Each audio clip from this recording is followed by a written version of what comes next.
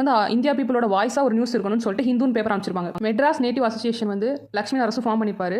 அது வந்து மெயினாக எதுக்காகனா எக்ஸஸ் டாக்ஸேஷன், அதிகமான நிலவரி வந்து விவசாயிகள்ட்ட இருந்து வாங்கிட்டு இருப்பாங்க. அதை வந்து எதிர்த்து எம்என்ஏ வந்து செயல்படும். சார்ட்டர் ஆக்ட் 1853 வந்து ஒரு முக்கியமான காரணமாக இருக்கும் எம்என்ஏ உருவாகிறதுக்கு.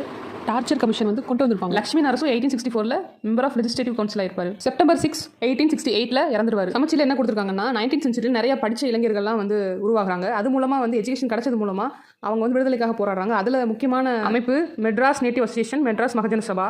அதில் மெட்ராஸ் நேட்டிவ் அசோசியேஷன் வந்து லட்சுமி நரசு, ஸ்ரீனிவாசனார் அவங்க 2 பேரும் சேர்ந்து 1852 ஸ்டார்ட் பண்ணுறாங்க. மெயின் ஃபோக்கஸ் வந்து என்னென்னா அந்த டாக்ஸேஷன் தான்.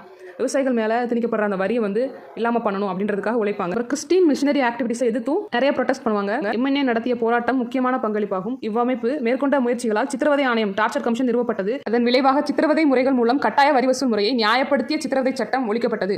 டார்ச்சர் ஆக்டை வந்து டார்ச்சர் கமிஷன் மூலமாக ஒழிச்சிருக்காங்க.